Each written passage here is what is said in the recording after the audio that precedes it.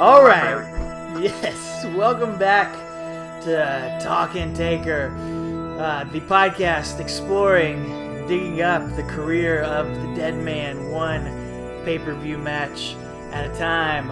My name is Alex Doriot, alongside my tag team partner, Travis White. How you doing there, buddy? I'm doing great. We're recording this a little bit early, and Bulldogs just got their first win tonight, so I'm very happy. Oh, so, it feels late to me. I don't know about early. Yeah, but I'm good, man. How are you doing? No, I'm good. We're knocking these out one match at a time, backlogging a few of them. So if something crazy happened in the world of professional wrestling, or just in the world in general, if North Korea blows us up sometime between now and when this airs, have to edit something in here and yes, I'm gonna have to make some edits. Next talk about we'll it. see. But who knows? Yeah, I'm sure nothing crazy ever happens. No, nothing weird ever happens. That back then they used to tape all their TV shows like 3 months in advance. So Sure. that's pretty much what we're doing here. Yeah, we're just fitting in with the times. It's 1992. On our timeline. So That's once right. we get up to 2014, we'll just start streaming these live on the Talkin' Taker network. Yeah, sounds like a plan. Over the top network. You guys can just join for $9.99 a month. $9.99 a day. A day. I mean, yeah. But seriously, thanks for everybody for listening, though. We do appreciate it. We We're do having lots appreciate of fun doing this. Seems like people are having fun listening to it. So again, we're just a couple of marks having fun. Exactly. And speaking of having fun, here we go. Survivor Series 1992. Hey, another reason why we're knocking these out. We're going ahead and getting through the 1-2 punch of Kamala matches in the Undertaker's career, knocking them out, so we never have to go back there again. But 1992, I do kind of love 1992. It's one of my favorite years in professional wrestling.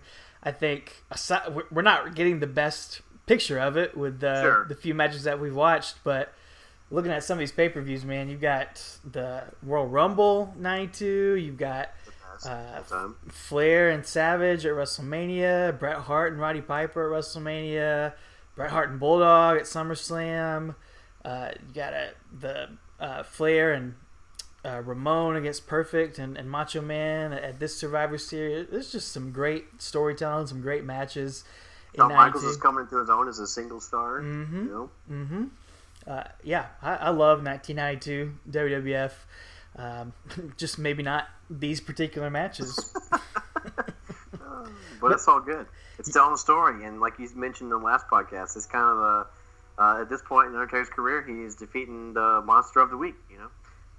Basically, and this happens to be the same monster that he did not defeat. It was DQ at SummerSlam, but here we are back at Survivor Series on Thanksgiving Eve once again, November 25th, 1992. And this is the first ever Coffin Match. First ever Coffin Match. Not a casket match. No, Coffin not a casket match. Coffin. And we'll get to the difference between those once we get into the match itself. You asked me about it on the last episode, and I will point it out to you and to all the listeners at home in case you're wondering. But this Survivor Series, there's only one traditional Survivor Series matchup on this whole pay-per-view. A lot of singles matches and one or a couple just tag matches, but yeah, not a lot of depth on the roster right now, I guess, at this period in 1992, because we've got a nightstick on a pole match with Big Boss Man Vince and Russo did Nails. that right. So. Yeah. He wasn't even there yet. No, can't blame him for this one. Nope. You've got Bret Hart and Shawn Michaels in their first big singles match in the main event. And we have this match. So kind of a weird Survivor Series card, and the first time we see it drifting away from the quote-unquote traditional Survivor Series matches. Right.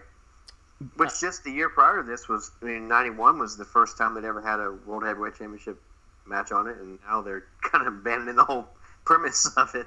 Yeah. It's kind of weird, which, Survivor Series has always been weird like that. They go back and forth. One year they'll have, 5 Survivor Series matches, and next year they'll have, like in '98, they just had a tournament the whole night to fill a vacant title. So, right. Survivor Series is always a mix, but you never know what you're going to get. It's like box of chocolates. That's part of why it probably doesn't have the same cachet as the Royal Rumble does. Because can you imagine if they just didn't do the Royal Rumble one year, but they just called it the Royal Rumble still? Yeah. Yeah. Yeah. Doesn't make any sense. So this match, like you said, the first ever Coffin Match. I believe this was something that Dusty Rhodes came up with way back in like 1980 or something. He had the very first one, and whoever came up with the idea to give it to the Undertaker was a genius right there. Just perfect fit to do this kind of match with him. And surprised it hadn't shown up earlier, honestly. He's had the body bag matches, and so this was just the next evolution in that, so I guess. So. Yeah.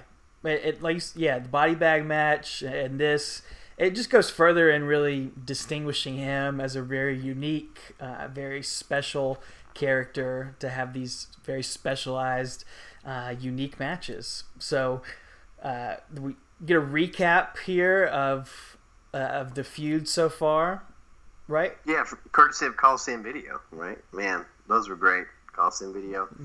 Grew up on Coliseum Video, man. Yeah, I wish they'd come back. I'd buy them. I mean, I don't care. I don't know why there's not a section on the network just with. I don't understand that either. Coliseum Video Classics. Yeah, because they had like little exclusives and stuff. Like we get Doriot.com exclusives now, but that's not as cool as the Coliseum exclusives. No. Like the first ever ladder match, right? Was Bret Hart and Shawn Michaels. And Shawn Michaels, yeah. That's on Coliseum Video. If you never knew that, you'd have thought that Shawn and Razor had the first one, but. Anyway, I digress. Coliseum Video recap of SummerSlam, and then it shows WWE Superstars 3 weeks later, and Paul Bearer rolls a coffin down to the ring just in the middle of a match, I guess, and Kamala's out there, and he just freaks out. You mentioned that in the last podcast, that he's in this character, and he's scared of, I guess, everything. He's very uncultured. He freaks out, and 2 weeks later, out in Wrestling Challenge, same thing. There's a coffin out there, and he freaks out again, and kind of runs away. And then there's I couldn't tell if this was from the same Wrestling Challenge or if this was actually the night of Survivor Series. But it has Paul Bearer in the back doing a promo. It looks like Undertaker is sharpening like a giant steak or something. But I was like, he's gonna kill this guy. But then it turns out it's just part of the coffin. Yeah, but it's building the coffin. Promo. Yeah, it's a really neat promo. I mean, it's hokey, but it fits.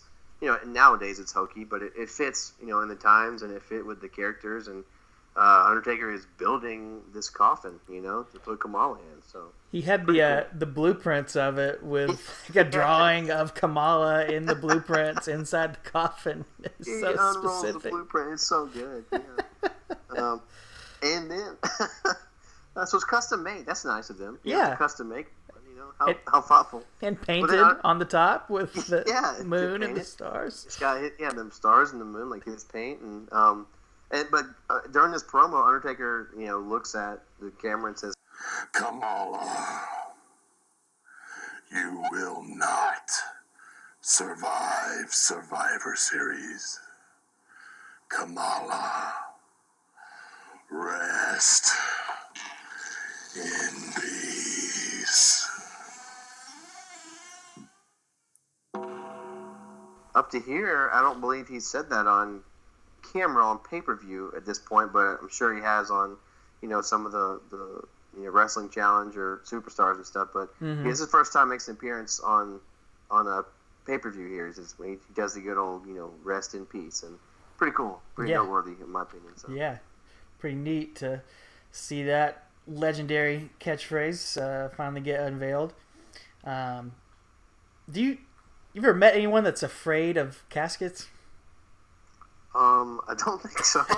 No, it happens a lot maybe in the wrestling. Body in the casket. You don't want to go to see an open casket, but like I've never seen someone who just has like casketitis or whatever. I've never been to a funeral where someone's rolling the casket out and someone like gets up and runs away out of the funeral hall. But a lot of wrestlers seem to be really afraid of them. Oh yeah, I mean, were talking about genetics the other day about the eye roll. There's something about wrestlers and have the genes that they're just terrified of fire and caskets and stuff like that. Yeah. And heights. A lot of wrestlers are afraid of heights. A lot of wrestlers are afraid of heights.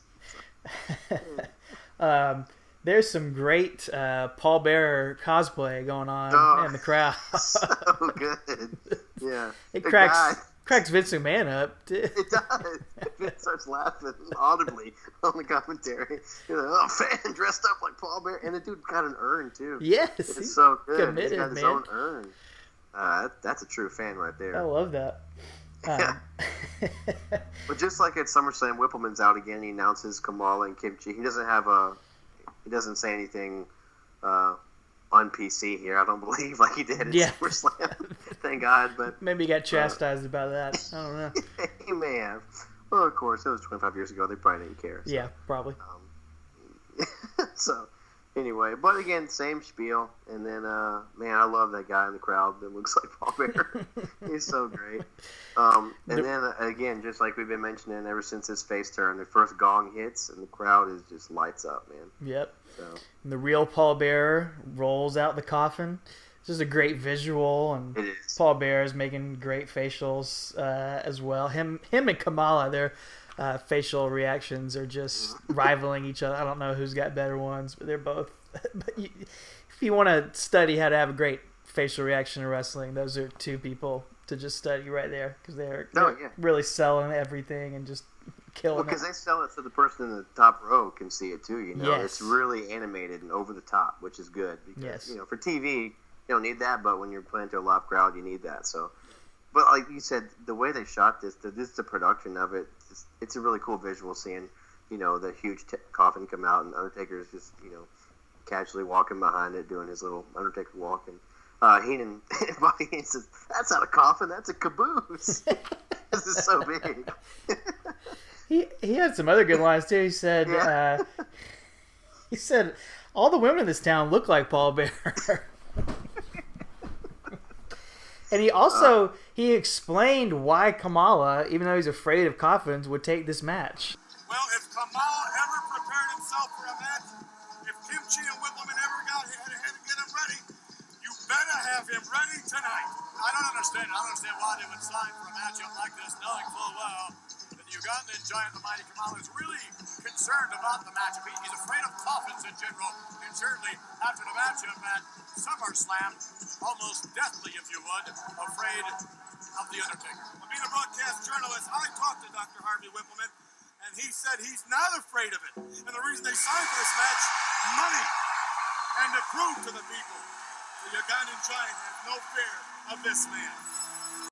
Makes sense. Yeah, that's why he would take it. I thought that was good on his part to cover that, because honestly, it really doesn't make any sense. No. Yeah, that was good of them. Did you notice some kids, like, literally reaching through, like, out over the guardrails to try to touch Undertaker? This is the first time I've seen that. Oh, okay. Literally reaching out to, like, pat him on the back and touch him and stuff, because, every other podcast we've done, pretty much we say the kids are scared. Yeah. At this point, they're starting to get, unscared, I guess. They're actually reaching out to pat him on the back and showing. I think the walkway was a little narrow, so yeah. I don't know if any of them got him. Obviously, he's not going to give him a high five. That would completely ruin the mystique there. No, that's cool. I didn't notice do that in 2017. So stays true to that character. But I just noticed that he had some big fans. In addition to the cosplayers, he had kids reaching out to touch him. So that's pretty cool. Yeah, it just goes to show you how it's changed over these 2 years so far. Not anything special again during the match itself. Pretty much a replay of the last match. I mean, anything jump out to you about the in-ring performance yet again? No, just Taker he's straight on offense, and Kamala's kind of running away, and there's some throat shots. He does another, what we call old school, and short arm clothesline and choke. And but one thing I did notice is that even though he's a face, the referee's counting as his choke, and Undertaker gets up and he doesn't angrily get in the ref's face, but he kind of walked towards him to intimidate him, and the ref backs away, which again, not a typical face move, but when you're the Undertaker and you're not a rah-rah baby face, it's still cool to see him, still have, again, we mentioned he hasn't really changed Right. his ways, the crowd has changed to love him. So I thought that was a neat. He hasn't abandoned that, because he used to do that from the beginning, and so I thought that was really neat that he hasn't given that up either at this point. So kind of reminds you of Stone Cold Steve Austin, how exactly. he really didn't change anything about himself, just the crowd changed, and exactly, and he kept doing the same thing. And if he would have changed what he was doing, the crowd wouldn't have been into it. That's a mistake a lot of guys make, and maybe it's not them, maybe it's the company telling them they need to change stuff when they turn from heel to face or whatever. But that's what makes people cheer for them in the first place. And when you change it up, then they don't want to cheer for them anymore. Exactly. So, yeah. But yeah, he doesn't abandon any of that. But yeah, not a 5-star match, not a 2-star match either, probably. It feels like a untrained savage against a zombie. It does. That's what the match feels. It doesn't feel like a wrestling match. It feels like these two, like you said last time, comic book characters fighting against each other. There's a couple of stairs. He gets whipped. Taker gets whipped into the stairs, and he gets some chair shots as well. I guess this is no DQ since it's a coffin match. Right. So, but he goes down on one knee and gets power from the urn again. And did you notice that when he gets body slammed? I think it's 3 times in a row. Most of the time, if you notice the wrestler, they brace their arm on the thigh of the guy who's body slamming them. And I remember when we did some backyard wrestling, they noticed that too for a couple of days. But anyway, and if you watch, Raw or SmackDown, you'll see them. They'll brace their, but he doesn't. Undertaker lets his arms just drop, which I thought was I don't know if it's got to be intentional. At this point, I feel like he's in all facets of his character, so he doesn't brace himself, which probably was a little more dead weight for Kamala, honestly. But he just lets his arms flop to the side and looks kind of like a zombie, No, I didn't notice that. But if you go back and watch it, you'll see that. But he does it. He gets body slammed 3 times in a row, and then Kamala does 3 body splashes. Yep. So once again, he doesn't do them from doesn't change his height, his altitude each time, but he does 3 in a row. If he would have done that, he might have won the match. He probably would have, yeah. Because apparently there are pinfalls in this match. Apparently. So the urn gets tossed into the ring. Kimchi trips Paul Bearer, and the urn flies into the ring. Paul Bearer goes heels over head. Yeah. I never understood head over heels. My head is already over my heels. It's heels over head, right? Yeah, I guess so. That makes more sense. Yeah. Taker ends up whacking Kamala with the urn and, like you said, pins him. So I think that's the difference between a coffin match and a casket match, is apparently you have to pin the person before you roll them into the coffin. And then the second difference would be that instead of slamming the lid shut like you do in a casket, you have to nail the lid on top of the coffin. So there's your differences, I guess, between a coffin match and a casket match, and why we've never had another coffin match and only had casket matches since then. Although it was a great visual, and again, Paul Bearer is pulling each nail out one by one and raising them above his head before he hands them to the Undertaker. Yeah. Very theatrical again, so the person in the last row can see that he has a nail in his hand. Did you notice what the hammer says on it? Sorry. Yes, it said R.I.P. Yes, sir. Customized hammer. Customized. That was nice of them. Oh, man. But yeah, Undertaker hammers the nails in, and he's a good hammerer. So. Oh yeah. And then slamming them in there. He doesn't just wheel him up the rampway. He gets back in the ring and does the old one knee classic pose as Paul Bearer takes the coffin up the ramp. So, and then. I mean, Vince McMahon is on fire with the puns here. I didn't write them all down, but he's just letting them loose. Oh, wow. The Undertaker driving the nails into the coffin literally here. Come on, Slaughter, do something. Come on, Tony, do something. This isn't fair. Kamala being sealed. His fate sealed here by the Undertaker. There's too many to count, but he's just letting all these, this is his last ride, and rest in peace, and just so. I don't know. He had so many puns here. He had a huge list of them. Yeah, I wonder if he had them written down. I'm sure he did. Written down beforehand. But anyway, it was, yeah. Again, this match is, I think, 5 minutes and 27 seconds. So it's 2 minutes longer than their SummerSlam match. But at this point, he's defeated this beast of Harvey Whippleman's, and he's not done with Harvey Whippleman. No, unfortunately not. Unfortunately not. Got to go with him for the next year. Yeah, yeah. Jeez. But he's defeated, the one. So I guess it's like Mortal Kombat. You got to go through all of them to get to the final, boss or something. So he's defeated this one, the mini boss at this point. So first level. Yes, first level's done. Mm-hmm. So do you remember playing the casket match on SmackDown? SmackDown 2, I think it was. Or yes. SmackDown 1 or 2. I don't remember which one it was. But you would like pick it up and throw it into the ring and then whip people into the ring. Yes. It was Yeah. awesome. Yeah. That's what I wanted to remind you of. I'll never forget that. It was great.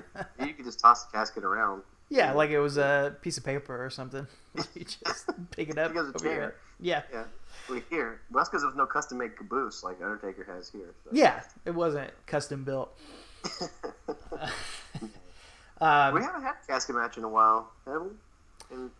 I don't think so. I think Kane might have had one or two, and then Undertaker had a good number of them. He had a lot of signature gimmick matches. He does, yeah. We got this and the body bag, buried alive. Hell in a Cell begins as his kind of. Yep. He's kind of the master of them at first, or featured in them more, So yeah, and again that just goes to the as we talked about, we're talking about he's probably Vince McMahon's greatest creation, character wise, and Vince puts a lot of thought into it because even though he's here beating Kamala, he's got his signature match. It's a Coffin Match, which eventually will become the Casket Match, and one of as we mentioned, 5 or 6 of his own signature types of matches. So pretty cool. He's still a big deal, even though he's kind of down on the card a little bit more. His matches are still a featured match. Right, and this sort of stuff, these different things, I think. As a kid, to me, it just jumped off the screen to me, having that different gimmick match thing, which you just don't see so much of anymore. I mean, we get ladder matches, which are awesome, and the Elimination Chamber, Hell in a Cell, but this sort of stuff, I don't know, man. As a kid, I thought it was the coolest thing ever, and I remember doing casket matches with my action figures, and I would use one of those clamshell VHS boxes. That was the casket that I used before I actually got I eventually had a casket from some action figure pack or something with purple lining inside there. Oh, but, yes. They had purple lining in this one. It wasn't just a box. This coffin had purple lining inside. It was nice. Yeah. Looks comfortable. Just a wooden box. It was nice. So. We got another casket match coming up soon, don't we? Oh, yes. Is that Roll 94? Oh, yes. That's going to be a fun one to cover. That will be, yes. So the double wide, double deep casket. Yeah, if this was a caboose, then that's like a double caboose or something. I don't know what that is. So yeah, Undertaker's. This is his next pay per view will be WrestleMania. WrestleMania 9 against the infamous Giant Gonzalez. And yes, and we're going to briefly touch before that just on Royal Rumble. Again, we're not going through all the Royal Rumbles except for probably the one he wins, but we'll briefly mention some stuff that transpires at Royal Rumble 93 just to give you guys context for his Giant Gonzalez feud, because it definitely needs context. And if you just turn the match on, you see it, you're like, what is going on? Yeah. And I think we'll touch on the first ever Monday Night Raw real quick as well on that episode, because The Undertaker happens to be in the main event of the first episode of the most important television show in the history of WWE. So it's might as well touch on that real quick. Again, not a significant in-ring encounter, but an important part of Undertaker's history and WWE history. So I think we'll touch base on that real quick on that next episode. But that'll be next week. Until then, you can follow us on @TalkingTaker on Twitter. We've got the videos up, or the podcast up on YouTube. If you want to listen to them that way, you can also subscribe on iTunes. You can follow me on Twitter @AlexDorio. You can follow Travis White by going to his house and just looking through the window and follow him around. Put a little tracker on his car, I guess. You can do that. We'd love to hear from you. We love your feedback. We love your comments. We love your commentary, your responses. Trying to think of something funny to say about a coffin, but I can't think of it. Oh, man. I don't know. Got nothing.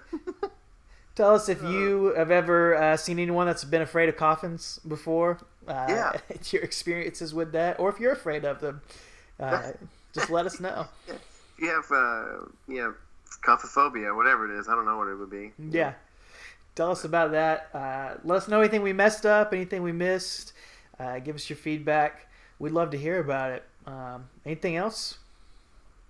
I think that if Undertaker hadn't worked out, he could have gone into the coffin building business. Yeah. So, because he had blueprints and everything. Oh, he has a whole... He's exceptional at it. Whole shack for building them. Yeah, I think he does it as a side project. Yeah. Luckily for him, this worked out, though. Again, otherwise we wouldn't be here sitting here talking about this. So, again, thanks everybody for listening. Follow us, like Alex said. And, that's a wrap. Straight shoot, brother. Yes. Until next time. Rest in peace.